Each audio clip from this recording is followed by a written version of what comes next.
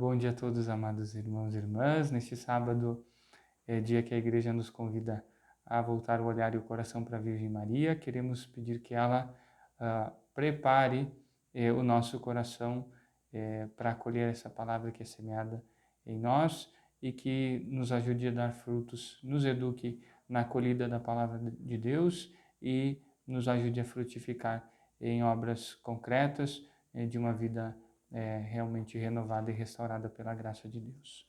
O evangelho de hoje é de Mateus 6, 24 a 34. Mateus, capítulo 6, versículos 24 a 34.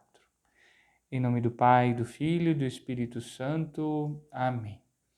Vinde, Espírito Santo, e enchei os corações dos vossos fiéis, e acendei neles o fogo do vosso amor.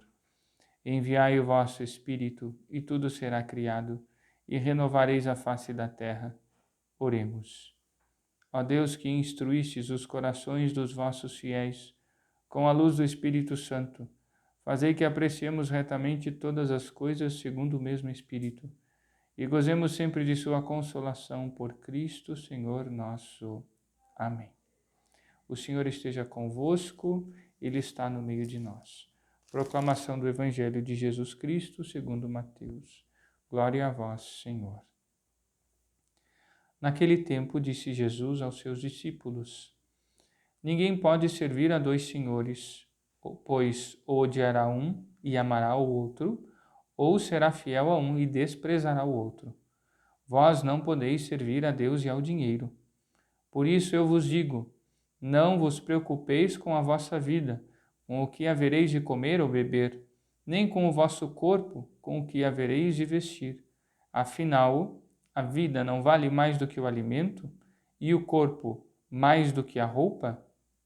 Olhai os pássaros do céu. Eles não semeiam nem colhem, nem ajuntam em armazéns. No entanto, vosso Pai que está nos céus os alimenta. Vós não valeis mais do que os pássaros? Quem de vós pode prolongar a duração da própria vida só pelo fato de se preocupar com isso? E por que ficais preocupados com a roupa? Olhai como crescem os lírios do campo. Eles não trabalham nem fiam. Porém, eu vos digo, nem o rei Salomão, em toda a sua glória, jamais se vestiu como um deles. Ora, se Deus veste assim a erva do campo que hoje existe e amanhã é queimada no forno, não fará ele muito mais por vós, gente de pouca fé? Portanto, não vos preocupeis, dizendo, o que vamos comer, o que vamos beber, como vamos vestir? Os pagãos é que procuram essas coisas. Vosso Pai que está nos céus sabe que precisais de tudo isso. Pelo contrário, buscai em primeiro lugar o reino de Deus e a sua justiça, e todas estas coisas vos serão dadas por acréscimo. Portanto, não vos preocupeis com o dia de amanhã, pois o dia de amanhã terá suas preocupações. Para cada dia bastam seus próprios problemas. Palavra da salvação, glória a vós, Senhor. Muito amados irmãos e irmãs, vejam que profundos temas nos são colocados neste Evangelho, ao mesmo tempo tão atuais e necessários à nossa reflexão. É necessário que essas coisas repercutam dentro de nós, que nós, como costumo dizer, ruminemos essas palavras e as ideias que aqui o Senhor nos apresenta estejam muito presentes na nossa vida. O Senhor nos convida, através desse Evangelho, a compreendermos a realidade da sua providência. Isso toca a nossa vida de uma forma muito concreta. A forma como nós buscamos o alimento ou buscamos atender às necessidades materiais, casa, roupa ou outras coisas que sejam, a forma como nós nos colocamos diante dessas coisas precisa estar decididamente orientada a partir da compreensão do que nosso Senhor nos apresenta aqui neste Evangelho. Se nós não compreendemos esse cuidado de Deus, se nós não compreendemos a necessidade para o nosso bem, de nos colocarmos diante das coisas e dos problemas e das preocupações, cada uma no seu dia e no seu momento, viramos escravos de tantas coisas. Enquanto que nosso Senhor nos dá essa afirmação consoladora e alentadora: para cada dia bastam os seus próprios problemas. Quando nós entendemos o que é o essencial, quando nós entendemos que é necessário buscar o Senhor e o seu reino em primeiro lugar, acima de todas as coisas, e que é impossível fazê-lo escravo das outras coisas, porque aí nós seremos como esses que querem servir a dois patrões, não vão agradar nenhum dos dois e viveríamos numa eterna angústia, tristeza, aflição e desatino. Queridos e amados irmãos e irmãs, o Senhor cuida de nós muito melhor do que nós mesmos. Só que a mentalidade de hoje nos faz querer entender e buscar as coisas por nós mesmos. Prescindimos de Deus. Não precisamos que Deus cuide de nós, das nossas necessidades, dos nossos problemas. E vejam, não é que nosso Senhor é nosso escravinho. Não é isso. Então, Ele que tem que resolver, Ele que tem que fazer, Ele que tem que dar soluções no nosso colo. Não, o que nosso Senhor quer dizer aqui é que, eu resumiria com aquela frase que o Senhor disse a Santa Margarida Maria Alacoque: tu cuida das minhas coisas, que eu cuido das tuas. Quando nós compreendermos isso, a nossa atitude diante das coisas, diante das pessoas, ela muda concreta e profundamente.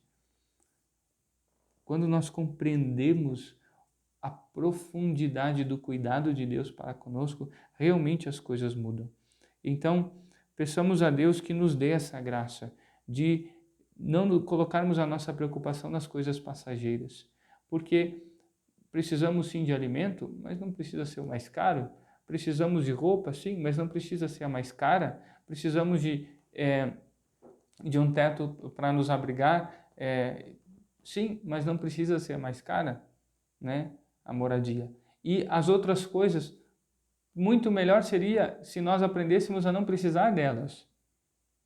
Quão melhor seremos, e esse é um esforço aqui, por exemplo, muito concreto, quão melhor nós somos quando aprendemos, por exemplo, a não precisar do celular e a termos uma relação sadia com as pessoas, não escravizados por aquilo que vemos, ouvimos e nos escraviza em relação a mídias e redes sociais.